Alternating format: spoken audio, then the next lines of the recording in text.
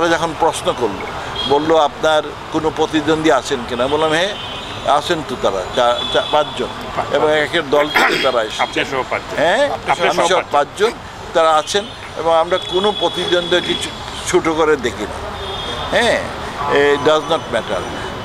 আর আমরা বললাম যে আমরা আমাদের ক্যাম্পেইন চালিয়ে যাচ্ছি, ওরাও তাদের মতো তাদের ক্যাম্পেইন চালিয়ে, এটা আপনারা ওদের জিজ্ঞেস করেন। আর আমি বললাম যে এই শহরটাতে আমাদের একটা খুব ভালো সৌহার্দ্যপূর্ণ সম্পর্ক, আমাদের অপোজিশন বিএনপি তাদের সাথেও সুসম্পর্ক আমাদের ওখানে ঝগড়াঝাটি নেই, মারামারি নাই, এবং we consider them as members of the society, আমাদের সমাজেরই লোক। শুনুন তাদের সাথে আমি বললাম, তাদের মেয়র ছিল কিছুদিন আগে, এখানে মেয়র ছিলেন বিএনপি, তার সাথে আমরা কখনো কোনো বাজে ব্যবহার করিনি।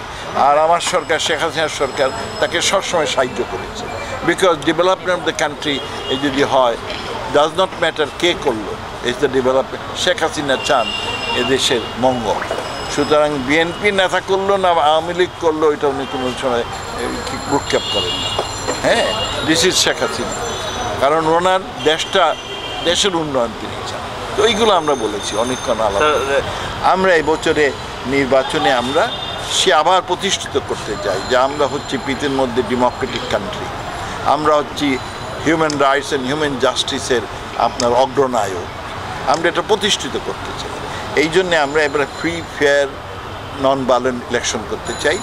আমরা ফ্রি ফেয়ার ইলেকশন হওয়ার জন্য যা যা দরকার, আগে আপনার বিএনপির সময় সে আজিজ মার্কা কমিশনে 1,23,00,000 ভুয়া ভোট ছিল, আমরা এখন বায়োমেট্রিক করেছি, এটা কোনো ভুয়া ভোটে এবারে কোনো ভুয়া ভোট হবে না।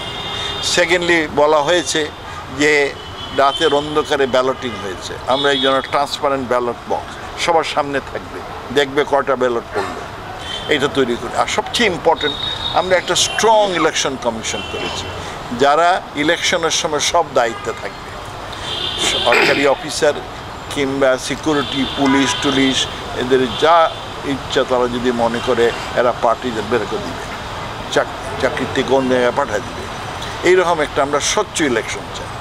আর এই জন্যে আমরা চাই দুনিয়ার সব লোক এসে দেখুক, শিখুক যে আমরা কী চাই। আর মাননীয় প্রধানমন্ত্রী গত 15 বছর দেশে অনেক নির্বাচন করেছেন, সবগুলোই সুন্দর নির্বাচন, এর মধ্যে 2-1টাতে ইরেগুলারিটি যেগুলো হয়েছে ওগুলো বাদ হয়ে গেছে। তা আমরা সেই কাহিনী বললাম, আর আমাদের আগামী দিনের আমরা কি চাই সেইটাও বললাম। আর আমরা বললাম যে আমরা যেহেতু একটা ব্যালেন্স ফরেন পলিসি চাই, আর অনেক দেশ তারা আমাদের টানাটানি করে, তো সেখানে আমাদের সমস্যা হয়, আমরা কারো লেজুর হতে চাই না, আমরা একটা ইন্ডিপেন্ডেন্ট কান্ট্রি আমরা চাই যে আমরা ফ্রি ফেয়ার। আর অনেকেই বড় বড় দেশ আমাদের দেশে অনেক কিছু বিক্রি করতে চায়, তা আমরা এই মুহূর্তে আমরা শুধু দেখি আমাদের দেশের মানুষের মঙ্গল যেটা হবে সেটা করি, তো তারা জোর টুর করে জিনিস আমরা কিনি না, সেই জন্য তারা আমাদের উপর কিছুটা অসন্তুষ্ট, তখন তারা বিভিন্ন রকম অজুহাত নিয়ে আসে। বাট উই আর অন প্রিন্সিপলে থাকলে অন্যরা শ্রদ্ধা করে, এইটা আমরা বুঝেছি যে if you have a principle, you stand by your principle. আপনি গরিব হইতে পারেন কিন্তু আপনাকে সম্মান করে, সেই জন্য আমাদের সম্মান ইজ্জত অনেক বেড়েছে। আর মাননীয় প্রধানমন্ত্রী গত 15 বছরে সর্বশ্রেণীর জন্য আপনার মঙ্গল করেছে। যারা ব্যবসায়ী এখন হরতাল নাই, স্ট্রাইক নাই, তার ফলে ব্যবসায়ীর সুন্দর ব্যবসা করতেছে। যারা আপনার গার্জিয়ান মাতা পিতা তারা খুশি, তাদের ছেলেমেয়ে স্কুলে যায়, সেশন জেট নাই, আর ঘরে ফিরে আসবে কিনা সেই আতঙ্কটা নাই, বোমাবাজি নাই। আর যারা এই কিসের গরিব লোক, শেখ হাসিনার সরকার এদের বিভিন্ন রকমের অনুদান দেয়, হ্যাঁ অনেক ধরনের অনুদান দেয়, বয়স্ক ভাতা, মুক্তিযুদ্ধ ভাতা, অনেক কিছু দেয় যাতে they can maintain a decent life. মোটসো ইনফ্লেশন, আমাদের একটি গোল ইনফ্লেশন আমরা কমাতে চাই, এইটা যুদ্ধের কারণে হয়েছে, আমরা এটা কমাতে চাই। তবে আমরা শেখ হাসিনার সরকার সেটা ভালো কাজ করেছি যে আমরা খাদ্য ঘাটতির দেশ ছিলাম, এখন খাদ্যে আমরা সম্পূর্ণ।